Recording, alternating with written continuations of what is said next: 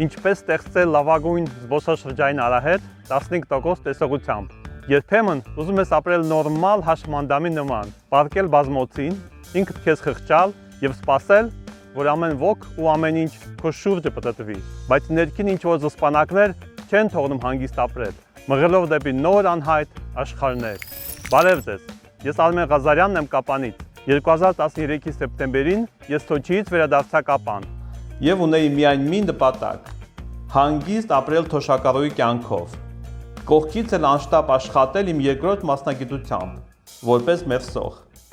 Քանի որ թույլ տեսողությունը բավականին խոչընդոտներ է ստեղծում, ես որոշեցի իմ այգում ընդունել երիտասարդ եվրոպացի կամավորների, ովքեր Մետաքսի ճանապարհով ճամփորդելիս փնտրում են անվճար հանգրվան եւ սնունդ, շփում տեղացիների հետ եւ ինչ-որ հանրօգուտ աշխատանք։ Մտածում էի, որ եւ կշփվեմ նրանց հետ եւ նրանք կօգնեն ինձ ստեղծել մերսման կենտրոն գեղեցիկ այգում եւ հաղթահարել այլ դժվարություններ, որոնց հետ ես առնչվում էի թույլ տեսողության պատճառով։ Կապանցիները ինձ սկսեցին տեսնել շատ հաճախ երիտասարդ եվրոպացիների հետ։ Նրանց ռեակցիան շատ հասարակ էր։ Արմեն ջան, մենք տեսնում ենք, որ դու տուրիստներ ես ընդունում։ Խնդրում ենք, մեզ էլ գործ տուր։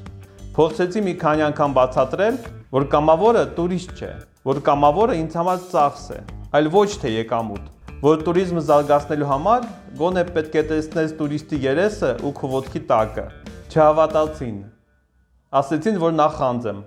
Կիսվել չեմ ուզում։ Կողքից էլ կամավորները սկսում էին ակնկալել, որ ես պետք է իրեն ցույց տամ Կապանի տեսարժան վայրերը, այդ թվում նրանք, որոնք գտնվում են ճանապարհից հեռու, բնության գրկում, Հալիձորի բերդը, Բեխի անապատը, երբ 10-րդ անգամ քայլեցի դեպի նույն տեղը, հասկացա, որ այսպես երկար չի կարող շարունակվել։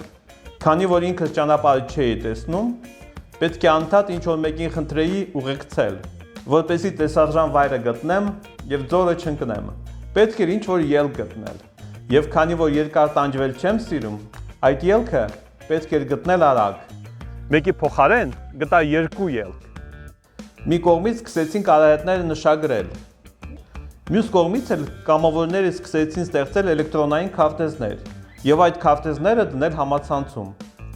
Այսպիսով իմ թույլ տեսողությունը եւ ծուլությունը բերեցին զբոսաշրջային ենթակառուցվածքներ ստեղծելու առաջին փորձին։ Երբ արահետների նշագրումը եւ քարտեզների ստեղծումը սկսեց չափից շատ ժամանակ կլանել, կողքից սկսեցին ասել, որ դա հասարակական գործունեություն է։ Որոշեցինք գրանցվել որպես հասարակական կազմակերպություն։ Երբ եվրոպացի կամավորների թիվը մեծացավ, մերսման սրահի եւ այգեգործության համար գնված հողամասը իրենից անկախ դարձավ կամավորների վրանային ճամբար։ 2015-ի աշնանը լսեցի, որ բավականին մեծ գումարներ պետք է ծախսվեն, ավտերիկյա թանկ վճարվող մասնագետի մշակեին Կապանի զբոսաշրջության զարգացման հայեցակարգը։ Ներքուս շատ բարկացա։ Միթե մենք այնքան խելք չունենք, որ օտարը պետք է մեզ ասի, թե ոնց ենք ուզում զարգանալ։ Իհարկե, սովորել միշտ էլ պետք է, եւ հարազատից եւ օտարից, բայց քո ցանկությունները եւ տեսլականը ինքդ պետք է մշակես։ Գաղափարը ինձ վրա իջավ, երբ անցնում էի ինձ համար հարազատ Թումանյան փողոցով, որտեղ ծնվել եւ մեծացել եմ։ Այն շատ հասարակ էր։ Պետք է իրար միացնել Տաթևը, որ Կապանին մոտ գտնվող ամենահայտնի տուրիստական տեսարժան վայրն է, Խուստուպի հետ, որը Կապանի ամենահայտնի տեսարժան վայրն է, զբոսաշրջային արահետով, եւ անունը դրեցի Arc Bridge։ Arc-ը մեր կազմակերպության անունն է, Bridge-ը կամուրջ։ Հաջորդ էտապը դետալների մեջ էր, որ գյուղերով եւ ինչպիսի տեսարժան վայրերի կողքով պետք է անցներ արահետը, որտեղ են քննելու կամ սնվելու զբոսաշրջիկները։ Ես իհարկե կողմնակալ էի։ Ես որոշեցի, որ արահետը պետք է անցնի ինձ համար հարազատ Առաջացոր գյուղով, ինչպես նաեւ Կապանի ինքնության անբաժան մաս կազմող Վահանավանքով, Հալիձորով եւ Բեխի անապատով։ Մոտ 1.5 տարի տեղացիների եւ նոր գործընկերների հետ հետազոտեցինք տեղանքը։ Ակնհայտորեն ճիշտ ուղու վրա ենք, որովհետև մեզ սկսեցին օգնել տարբեր գործընկերներ, Կապանի համայնքապետարանը, Trans-Caucasian Trail կազմակերպությունը, այնքան շատ էի խոսում Arc Bridge-ի մասին, որ լուրը հասավ չեխական մի կազմակերպության, որը ցանկանում էր Սյունիքում մեծ զբոսաշրջային պրոյեկտ զարգացնել։